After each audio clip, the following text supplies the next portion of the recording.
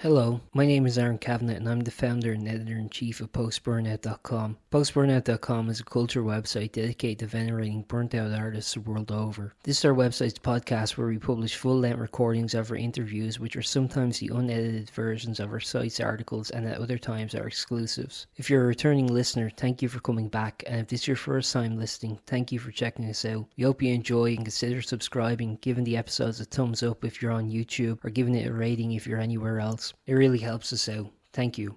In this edition of PostBurnout.com interviews, we talk with vocalist Dessa Venucci and guitarist Stephen Kennedy of the Dublin grunge-inspired band Gurl. They discuss their formation, their debut track Monster, which was released today, tonight's gig at Whelan's Upstairs, Dessa's move from Sao Paulo to Dublin, how she finds the music scene in Ireland differs from Brazil, why she chooses to write in English instead of Portuguese, how she and Stephen met and started the project, the hidden linguistic joke within the band's name, how they used social media to build a presence before they had any tracks released, and much more. Hello. Hey man, how are you? Hey, how's it going? It's nice to meet you. Nice to meet you too, Aaron.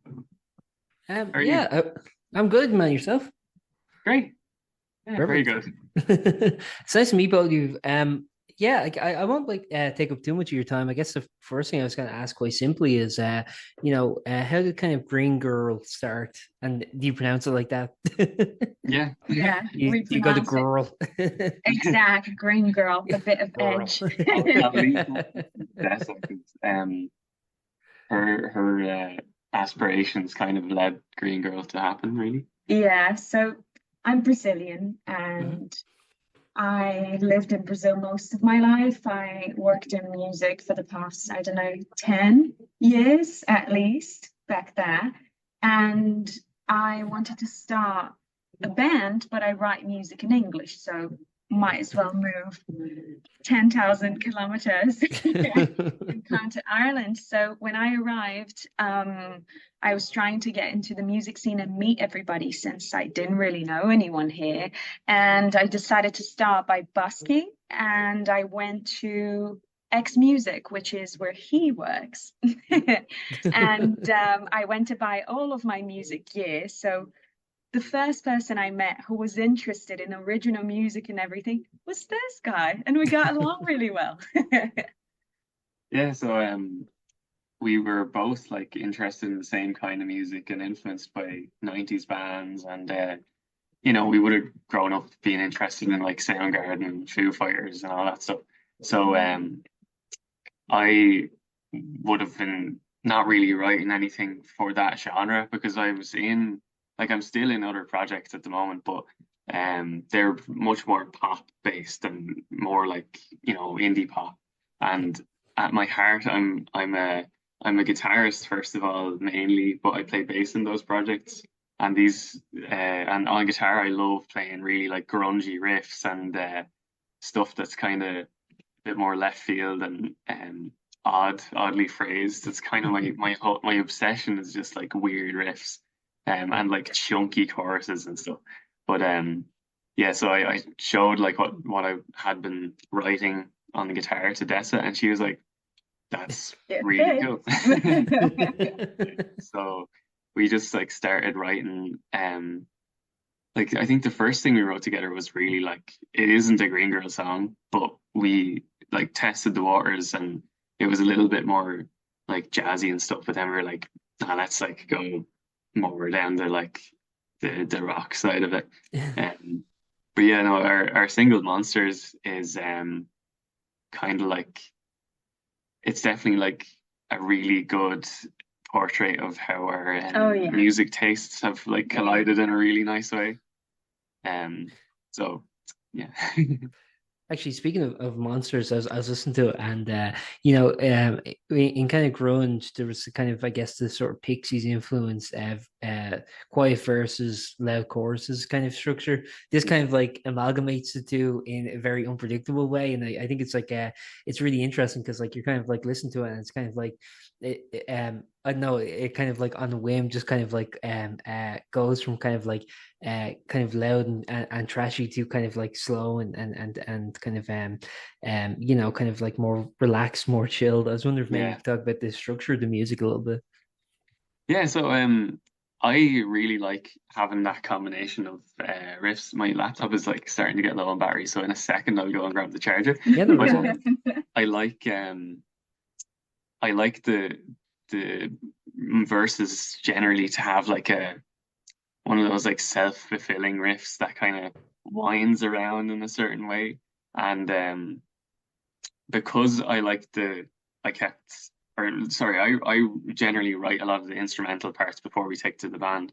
But the the verses generally instrumentally, which is how they usually start, is with the instrumental, is usually like a bit of a foreboding feeling or like an anticipation of the future or almost like a confusion and like, oh, what's gonna happen next? Like it's usually a little bit like sometimes frantic, but then the chorus, I just love being able to just kind of beat the crap out of the guitar sometimes. Like Yeah. especially if I'm in a bad mood and I'm writing music, I like to be able to really dig into the strings and that was you can kind of hear it in like the phrasing of it. It's really like Yeah. you know, so it's really like an angry chorus. Yeah, make sure you write the how he's explaining, so then it's very easy to see. Yeah. In co-producing the song, I think the cymbal work on the drums was really important because it opens with that like you know, Yeah, and that's yeah. really prominent, and it's kind of Yeah. um like you know a little glimpse into the future of the song because the Hulk, I suppose, of the drums and the chorus is that cymbal smashing, and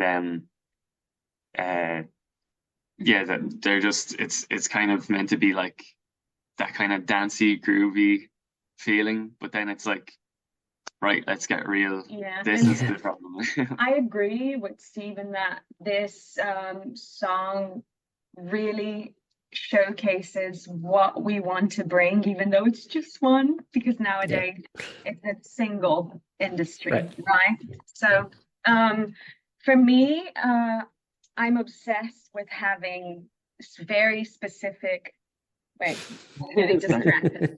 Oh, the laptop doesn't buy this. I've been working on my thesis today, so it's Yeah. fine. A music producer in the making right here. So I'm obsessed with feelings, which I think loads of musicians are. So most of the lyrics, I write all the lyrics to the songs from the band, and to me, I always like focusing on a feeling rather than storytelling. I'm more of a, I have something that's bursting out of my chest. Yeah. And I need to write about it. And this song is very deep and special to me because it's a song I would say is about toxic relationships in a nutshell. It talks about how you feel and how inviting it can be when you're starting it, because what people, well, not people, me included, what like we usually don't understand about toxic relationships is that they do not start out bad. They start out inviting and they are really interesting. So that's the whole thing about the verse. I'm talking about like, ooh, someone is inviting me to something that seems interesting, but then when you're in it, really in it, you feel like you cannot get out. And that's why the song is so explosive in the choruses, as you were mentioning, and why it is quiet. Everything is well thought through about it being like here and trying to understand where it's going, and then it explodes not only in the chorus but also in the bridge. That's an interesting kind of like marrying the theme of the song with the actual instrumentation. Because like you can kind of like I didn't think of this, but until you were kind of mentioning it, there is that kind of like, I guess, like kind of walking on eggshells kind of feeling of like you never know when you're going to trip and like something's just going to explode, you know, when you're in a toxic relationship. So it's is that something that's like a conscious theme throughout like all of your music is kind of like going, well, how do we kind of like make the instrumentation match the kind of what the song is actually about in that sense. Yeah. Yeah, I would say so. We're experimenting with different themes and just writing. I think we have probably 6 or 7 songs already that we're playing because we've been gigging even before we get to release them. We have like a lot of songs in the works. Yeah. Like we have like, around half an hour worth of a set finished. Yeah. And we like every gig really we have like one or two new songs because Yeah. we've only played like 5 times or something, like just a handful of times because we only started just the end of last summer. Yeah. So yeah, no, it's the songs tend to have themes of relationship based problems or just daily struggles. And I think in our EPK, or like one of the things we describe the band like is kind of like the struggles you quietly face every day but louder. Yeah, it's what I said. To me, it's all about how you feel, even though when you listen to the songs, either the melody or the lyrics, you're gonna be hearing stories, but there might be focused on how you feel. And I think that's really powerful because I grew up on music like that. I grew up listening to Paramore, I grew up listening to Alanis Morissette, who are two of my biggest influences when it comes to songwriting. Yeah. And I really like a song that does not tell a story, but talks about a feeling, because then we all, unfortunately, have been through those most of the times, and whether it's a bad one or a good one. You find actually kind of writing in English instead of Portuguese kind of helps you kind of express these feelings, because I've talked to other artists and where English is their second language and they write their music in English, and they often like kind of say to me like that is like a factor in terms of their decision to write in English, is that they don't get so kind of like self-conscious about what it is they're writing, or like kind of when it's in their native language, it kind of like they focus too much on like what they're saying in a way. Do you find that writing in English frees you up in any way, or how do you feel about that? To me, it just sounds right because all of my influences are in English, even though Brazil is such a rich country for music. We have so many genres and brilliant musicians, even like from our time. Like I've played with bands and I have very talented friends, but I myself, when it comes to lyrics, I've always been inspired by music written in English. I read poetry in English, so the repertoire is in English. So it's not only about maybe being going straight to the point a little bit much, because Portuguese is a language with a lot of words, so we can be more diverse. With English, to me, my personal opinion, it's a very straight to the point language, and I think that's a really good thing. It's not a bad thing for songwriting. Perfect. Do you often find difficult then when you're kind of like making sort of emotionally vulnerable lyrics to bring it to the other guys in the band, or are you okay with that? Like, how do you find or is it like a kind of like, if I can't like show it to these guys, I can't like show it to the world? How's that feel? I don't know. Yeah, it's funny because I talk to Stephen a lot about what writing music is to someone who plays the guitar, because to me it's all about the words, so I'm always like thinking, but to him it's a language too, right? I think when you're like playing the riffs and you're writing, it's a language without the words, so it's a vulnerable thing to do too. For me, I like digging up my wounds. I think it's healthy. I wouldn't call it therapy because therapy is therapy, but it's a version of it. And it does, like, I like to say music, it's very cliche, I know, but it is how I feel. To me, music has been my best friend and my companion my whole life. So whenever something gets really dark and really bad, I run to not only the closest people to me, but to lyrics, because once it's out, not only I get to sing it over and over again and feel that thing, go into the feeling and express it and heal, but I also do it for other people too, because you never know who's listening. I have 3 songs out myself, and hearing people's responses, it's always so magical because they attach their own meaning to it. And to me, it's what music is about. It's about getting your feelings out, whether they're beautiful or not.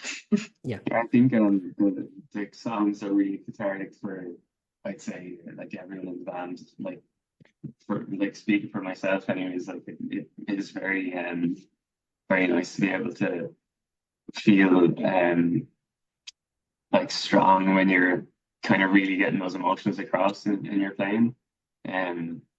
Especially like sometimes when there's a riff or a song that I've written that I didn't really put loads of like hours of perfecting it and making it this really precise thing. Like sometimes it was just a really true expression of how I was feeling at the moment. They can be the most, they can be the best ideas and also the most cathartic ideas. And Monsters is definitely one of these songs for me. Yeah, it comes out next week, April 12th.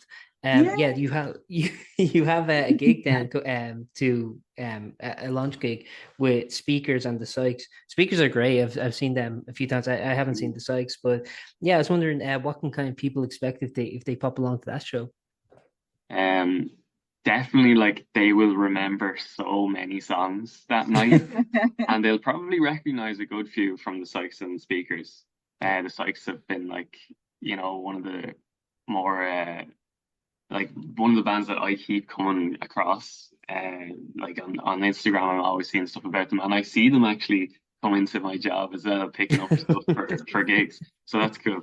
But yeah, they're lovely lads. Speakers, I don't know them personally, but I've heard they're lovely people, and the drummer in our band has worked with one of them before. But yeah, they're excellent, and their songwriting is incredible and really unmatched. Like, and the Sykes are the coolest guys going. Like, they're so cool. And we're really honored that they accepted to play with us. And I think the 3 bands, they have a good thing going. Like the sound doesn't differ that much, but at the same time, it's different artists showcasing their talent. very different personality wise, but like definitely fits in the same kind of feeling and genre, and it's gonna be like an empowering night, I'd say, for like if you like songs that kind of like make you just like, and also songs that are making you like, oh god, like I'm gonna go and cry in the bathroom until the next episode. And like for myself, I can promise drama and lots of movement on stage and just a very dramatic performance, because it's what I love to do. Like, having played music for so long now, what I love is gigging. I love writing so we can gig. I love going to the studio and having the song ready so we can play, because I love being with people. We've been very fortunate. All the songs, all the gigs we've played ever since we started the band, we've had a good crowd, and I love people's response, and I like interacting with the crowd. So we're a very interactive band. I love also like just getting to know the other bands that we're playing with, because it's so important to have a good sense of community in the scene. And these are 2 bands that are clearly like really easy to work with. I mean, judging by the last like the last like week even that we organized the gig from, they've been really nice. And just super excited. I think it's going to be super fun. And also like Whelan's they couldn't be a better place to launch a single than Upstairs and Whelan's, really, is there? To me, it's a great like place for intimacy. Sorry. No problem. Sorry to cut across you. No. Sorry. Being a Brazilian, when I arrived here, I didn't really know what were the places that I was supposed to want to play in. So I was like, okay, what should I aspire? And it was funny because one of the first like people I met, just musicians, pub musicians I was talking to, everybody kept telling me, oh, to play like an original music gig at Whelan's, it's like a dream. I was like, okay, Whelan's. So I wrote it down, and I'm really happy to have our first launch gig, not only with two great bands, but in a great spot that I've been to a few good gigs now. And it's kind of a check in the box for us. We're really happy. No, actually, it's a great venue for like kind of intimacies. I've for like an intimate show in that sense. Like I've been to a few kind of like launch gigs. Like it seems to be kind of like a hotspot for like launch gigs in particular, and it really is just kind of like great. And actually, it's interesting about like even though the setup is quite minimal, I've seen like artists do some very interesting stuff with the space, with the kind of nominal space. So it is like really great if you if you get like the right crowd and stuff. I forgot to write down the date. Is it the gig on the 12th or? Yeah. April 12th, the same day the song comes out, because Destiny is that good with us.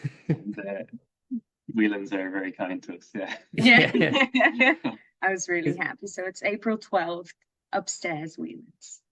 Perfect. I guess one other thing I'd ask, just like talking about the band. So who else is in Green Gurl now, and how did the kind of band expand to the other members? How was it kind of pitched to them, and how did they kind of come along? So I'll say the first half, and you say the second half. Yeah.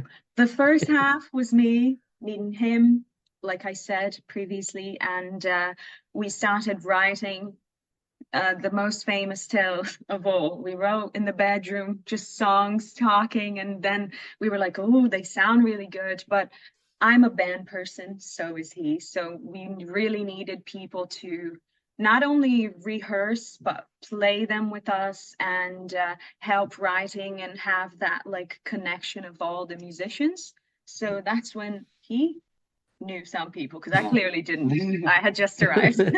So, from another project, from another project that I've been playing with, and I've played, I've stood in for another band that I played with. This guy, Colin McGarity, our lovely drummer, who he's really talented, and anybody that goes to see him play, no matter what he's doing, they always come away from saying like, God, that is like a tight drummer. And he's really got like some interesting techniques and stuff. He's not afraid to use every part of the kit. He's great. Yeah. I was playing in another band with him called Orion, and we really gelled because I was playing bass in that project. So drummer and bass obviously best friend. So from that I was like, I think like I lock in well with this guy, and my playing is quite rhythmic, so I feel like it's really easy to get across like what the idea is from the beginning. And usually like when I'm writing the songs, I only have like a rough idea of how the drums will go, or I'll have like at least just do this part and then do everything else, but I was delighted to get Colin in, and he was totally happy to join. And then Sammy, our bassist, is like a longtime friend of Colin, and he is also like kind of mainly a guitarist, I guess, but he just like we had a couple of people that we were thinking about, and then when Colin mentioned Sammy and they already get along so well, it's like, I mean, that's the most important relationship in the band already, isn't it? The drummer and bassist. So that was just he was a shoe-in. So and since then I suppose we've just been working on getting the songs sounding ready to be live and stuff, and our past gigs have been great, and it's very fun. Something I would love to mention is because of being from Brazil, and also we have a different relationship to social media, that we're way more present, so it's something I'm used to. It's kind of, and also I have people to tell stuff to that are too far away to be present for. Yeah. So we have vlogs of our whole trajectory, which is really nice. So if you go to our Instagram page, you can see all the gigs we've played from our perspective, and we talk a little bit about our influences. And I feel like it's something very attractive for people who are trying to meet the band and see a little bit of us apart from the music and get to know us and be a part of everything. So if anyone wants to check that out on our Instagram. I think it's really interesting as well from the perspective of like people that aren't in a band. Like if they really like the whole idea of a band and maybe they've always idolized like, you know, guitarists or drummers or whatever, like it's really cool for people like friends of mine that aren't in a band and watching that, they'll be like, oh, that's so cool. Like I love seeing you guys actually showing up to rehearsal or showing up to the studio. Yeah. Which our next vlog that's coming out tonight is it tonight? Yeah, it's gonna be about the recording day of Monsters. So that's really cool. And we recorded it like just over a weekend in Studio One, just in Temple Bar with Colin Drennan, who's like a producer that I've been working with for 2.5 years or something. He's amazing. He was a great help and he added to the song very much. We're really thankful to him. And I think I wanted to mention the blogs mainly because there are many bands out there, many great bands, and we're always trying to do whatever we can to bring people closer to us so they can get to know us. And everyone does this in a different way. The music always speaks for itself, and it's our main focus, and it's what we spend endless hours and rehearsals and money on. Yeah. But it's really nice. This is just one of the ideas that we have to bring people together and maybe get them to know us. Yeah. Actually, I just want to say something. Stephen, it's kind of you mentioned when Sammy joined the band, he was kind of guitarist primarily as well. I think it'd be funny if like you were like, oh yeah, I get to finally play guitar in a band, and he joins like, oh yeah, I'll take guitar, you go back on bass. Can you imagine?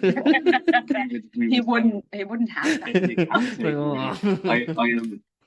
I swear, like, I mean, you can see behind here, this is many guitar related things. I've been a guitarist for as long as I can remember, and I love bass. Don't get me wrong. It's like a couple of years ago I started playing with trinkets and I discovered bass and I was like, oh my God, like this is like I've always wanted to be a drummer, but I've been a guitarist as well. But it's like playing the drums on a guitar. It's the weirdest thing. I love it so much, and I love like the feeling of locking in with a drummer. So it wouldn't be the worst thing in the world, but also, I mean, look at the things I get He's to. upset. I get you just got the baby. I get to get stuff like this. Yeah. To a show, and instead of just having like a more, you know, basses tend to be a bit more basic, you know. But this, I just got this. It's a 1984 Ibanez. So I'm really excited to play that. I'm gonna debut the gig. So that's been you know, saving for a while. But you know.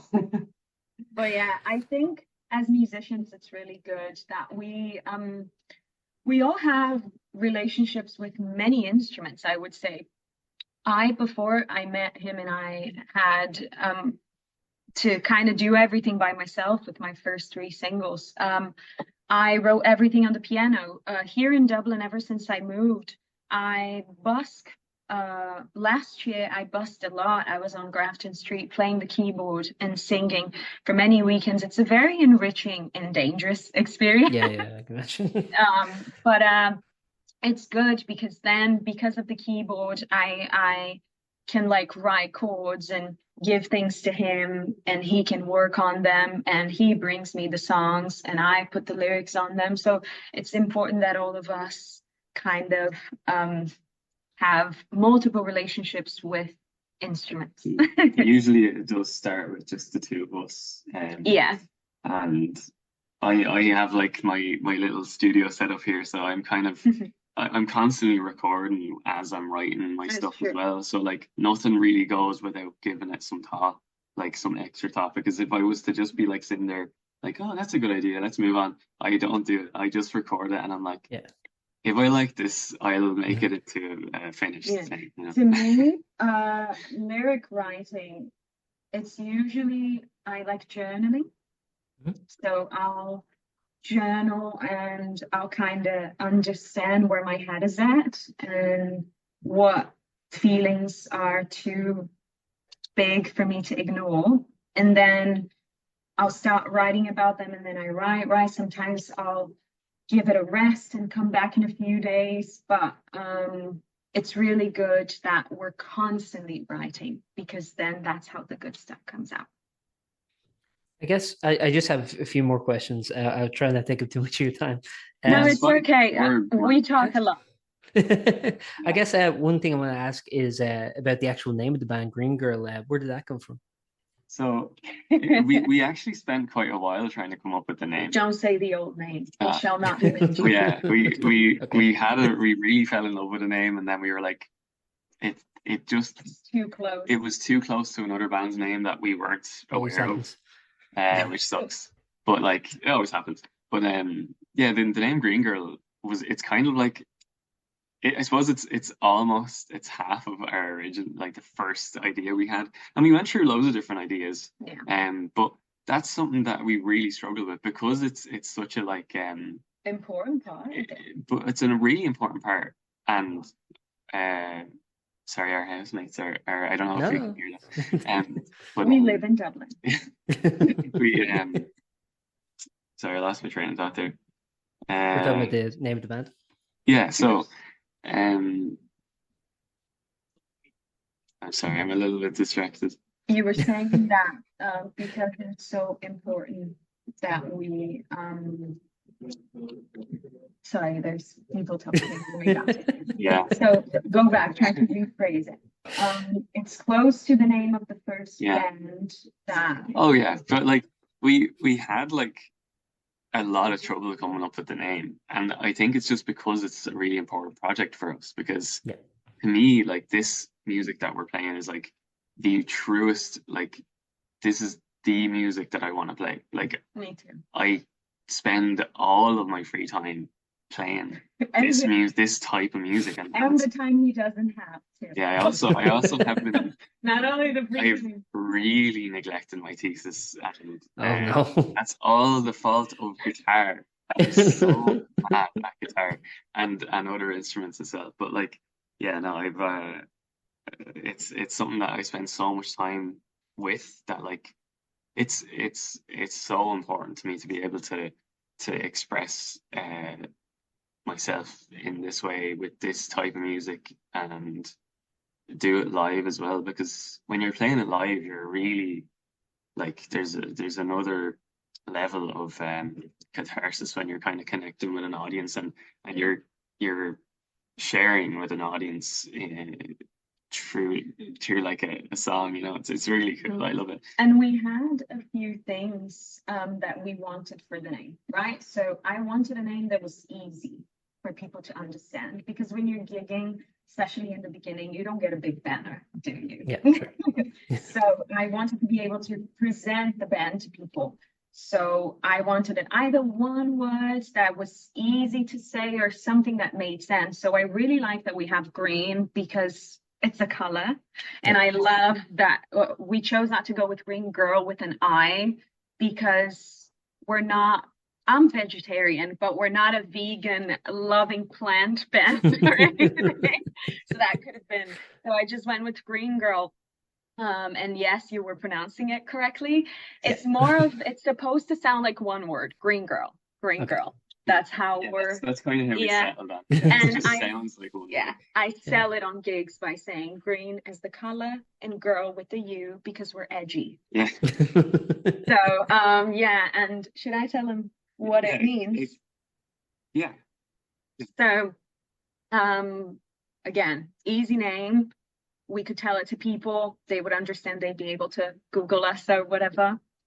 And I was at the bus stop coming back from rehearsal, me and him, and I was like, we were trying, because we had the first gig coming soon. I was like, we need to have a name. Yeah.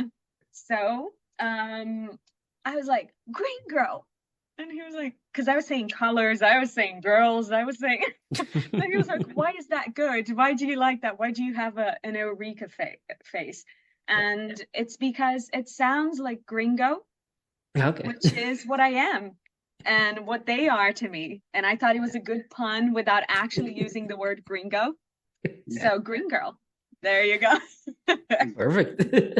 Do we need to explain gringo or gringo? Because Gringo.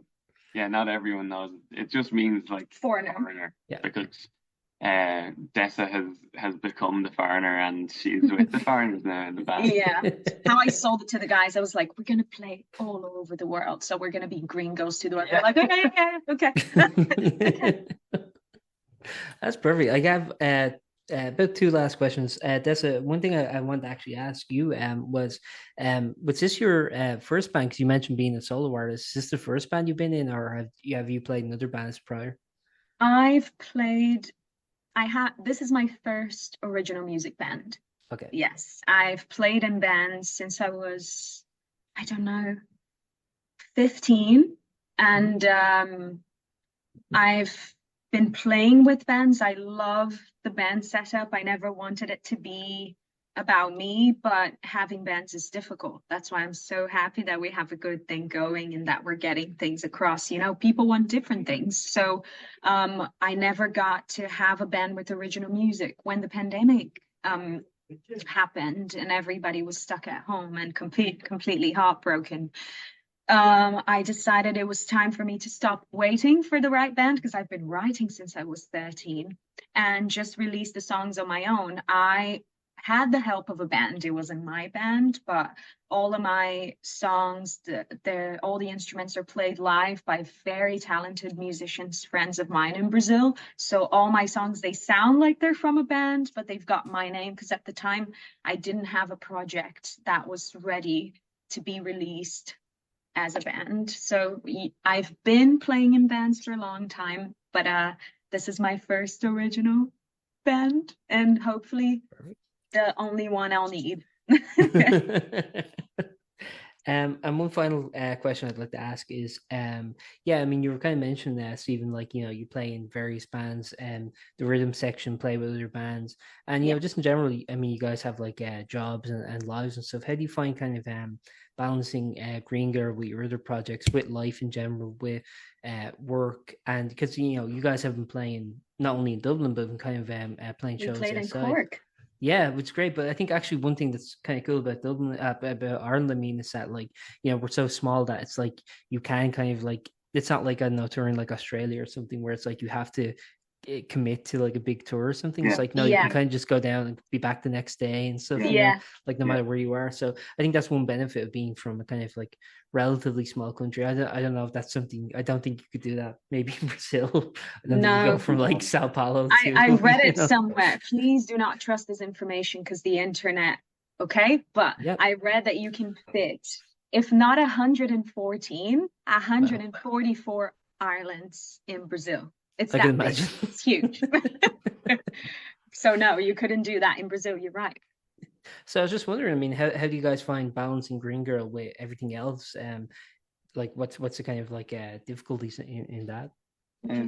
I think for myself, I love my job because I work part-time, basically selling guitars, and my coworkers are the loveliest people. So that is like a really nice part of my life that I can like, or part of my week, I should say. Like, so I'd be working 3 days a week. And then I'm sorry to interrupt, but working at a music shop is never bad for a musician, is it? No, only if the people ask, actually. are. Sorry, this is a tag to that question, but do you find like working in a music shop, do you get to experiment with the instruments, or is it just like totally like off? Well, like I do and I don't. Like I'd say I would usually just appreciate all of the stuff we have there. But in terms of experimenting, only if I kind of have an idea. Like say I'm like, I wonder what this pedal sounds like with the other one. Like if I have a free like 20 minutes or something, I'll set it up and I'll get like my favorite guitar in the shop and I'll see what it sounds like. But in terms of experimenting, it's like a long game you have to play because we don't get enough time to like really get like acquainted with the gear as much as we'd like to.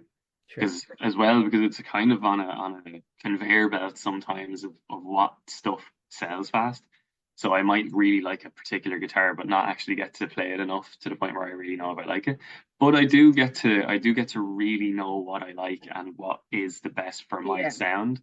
So Yeah. I get to really like hone in on, say, like there's a particular just a particular tone I want. I will be able to get it. You know, that's the thing, is Yeah.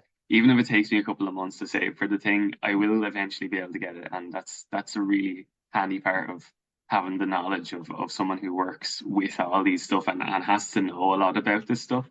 Is that I can make our songs sound how they sound in my head, Yeah. you know. But It's cool. balancing the stuff, the balancing like our lives, I spend like so much time writing songs and playing guitar that like it feels like sometimes college and everything is really secondary to that. Like even though we do, like I recently I haven't had a lot of classes, but like over the last 4 years, I um college has never felt like it's my this is where my life is at right now. Never Hmm. really had that feeling with college. Um, Work has always been like a weekend thing for me almost, and then maybe one day in the week. Um, and then like, you know, everything else is kind of just something that I like. I love seeing my friends and everything like that, but most of them are musicians that I play Yeah. with. Hmm.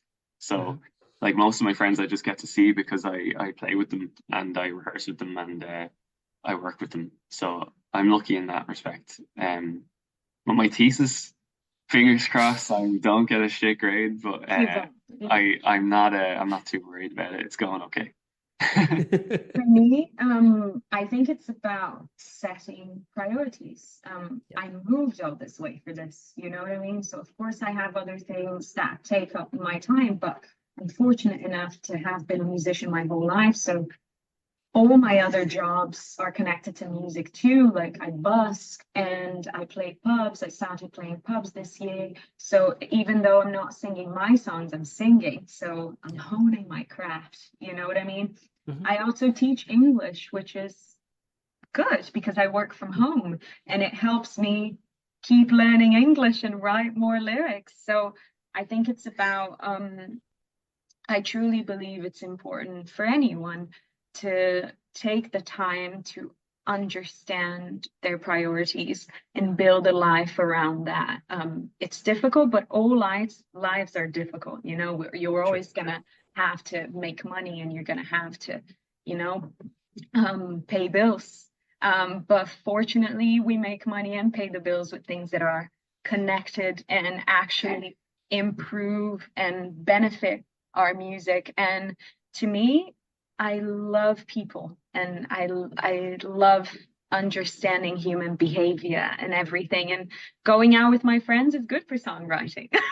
Yeah. So I do that sometimes. And I have to say, I wouldn't have the time to mention all of them because they're all amazing, but mainly um, all the friends I got to meet here that are musicians, they're really talented too, and they're working really hard to work with music too. So I'm really happy to have them in my life. And I love Dublin for its music scene. I'm really impressed. In Brazil, I lived in São Paulo. It's like New York.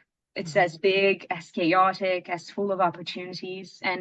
But sometimes you feel like the music scene can be a bit closed and you can't really there aren't as many venues for pop rock, for example, which is what we do. There's space for other things. So I liked the fact that I moved here and you have many venues, you have many events and lots of bands, and it feels alive. And you get to meet other great artists, learn from them, play with them, and hopefully we can all help each other out. Perfect. I think I've asked everything I have to ask. I guess the final thing I want to ask is, yeah, so the single comes out next week. You have the launch gig, as mentioned. Yeah. The EPK mentioned the second single in July. Beyond that, what do you have kind of planned for the rest of 2024? I'm really hoping that we get to play Ireland Music Week.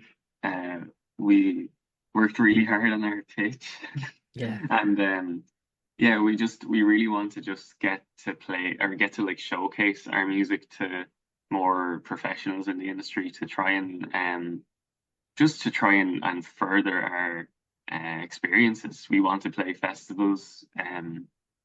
You know, we were a little bit late there, like releasing our single kind of after the festival applications and stuff like that, but we're still hoping to get to play or even just to go and see other artists, you know. Sure. But yeah, I suppose the rest of the year is probably going to be recording and writing more songs. We do have we're talking about recording again very soon. Yeah. With Colin again, Collie Drennan. So we're going to be just focusing on making our music as best as possible, because if we don't get to play festivals or showcases this year, it's going to be about just making it like 10 times better for next year, you know. And we'll have more time because I'm not going to be in college. I'm going to be finished. And also, I think just like most artists, we're looking to play more gigs and to play important gigs so the right people can connect us to other great bands that we can play together. And we're surely going to be writing more music. We want to release another one besides the one that we have planned for July at least this year, because now that we've started, we don't really intend on taking breaks as a band. Oh, we're going to release a single and then who knows? Yeah, No. we're not going to get into hibernation. I think it's going to be Yeah. thinking while we're writing and recording. Yeah. And yeah, no, we're planning on being a full-time band. Yeah. Yes, we are so far, and it's been great, and it's really rewarding. I love the songs, and I think it's so exciting that like I feel like we're just getting better and better, which is mad, because at the start of it I was like, oh, we have some really good ideas here. I wonder is this kind of, we've got our ideas now, we kind of have to like try and keep it going, but no, we don't actually have to try, it just happens. We work very well together, so we're lucky. And I think that's the beauty of it, and that's what's important. It is that we love what we do. When you think, how is it balancing? Like, we live. Yeah, this is you our know what lives. I mean? Our life, like obviously we love our we love everything else. Everything else. We don't love we don't know how difficult it is to live in Dublin sometimes, but it's you know, it'd be weird if you did, if you're like, yeah, I love how exclusionary it is. No, like right now we're really lucky. But you never know with this place, you know, so we have to make the most of it. We're really lucky that we have a home. That's what I learned about living in Ireland. Yeah, I mean, I've moved so many times since I moved to Dublin. But like, it's a long. It doesn't feel like we have long before we start achieving more of our like long-term goals, which is amazing, because I feel like our community that we've built on Instagram is the loveliest thing. We have really nice supporters. Yeah. Like there's people that comment all the time that are just so sweet. We have people that share our gig posters to their stories when they don't have to. Yeah. Like there's so many lovely people that are interested in our band and that watch our videos, and we're very lucky. I would say exactly. To agree with what you just said, I would say we just want the right people to find what we're doing, and that doesn't always mean the companies or the people with the money. It's the actual people, because we write this with so much love, and we I do believe the songs that we're writing, they have the potential to touch people and to make them feel, and to be a safe space for them to express what they're feeling and to go through life, because that's what music is to me. So we did say, sorry to cut across you there, but we did say about our Monsters single is it's like an anthem for somebody in a toxic relationship, because it's, you know, if you were to sing along with that song, you might make yourself hoarse afterwards. Because it's very powerful, and there's a lot of like, you know, like you really like let things go in the chorus, and then the bridge is just like kind of about like, just like I mean, you probably have a better description from your perspective, but it's kind of like a real big build, and then it just like all comes like it's like opening the The gates. the little The they gate. make yeah. Yeah. And it is like I hope for everyone that listens to Monsters that they find it to be comforting and to be helpful. Yeah. If they're going through this toxic relationships, they're everywhere. They're not just romantic relationships. They can be a work thing, they can be a family thing. And it's a very difficult thing to what's the word? Travel through? Traverse, I suppose. Traverse. Yeah. But yeah, what we're saying is quit the job, break up with the person. Just stop going outside. But we really hope Monsters can be that, and that people love screaming back to. Yes. Yeah. It's a very powerful song. We love that. We love when people will join in. One of our songs, Let It Out, is like builds to a moment when everyone gets to just scream as loud as they want. So Yeah.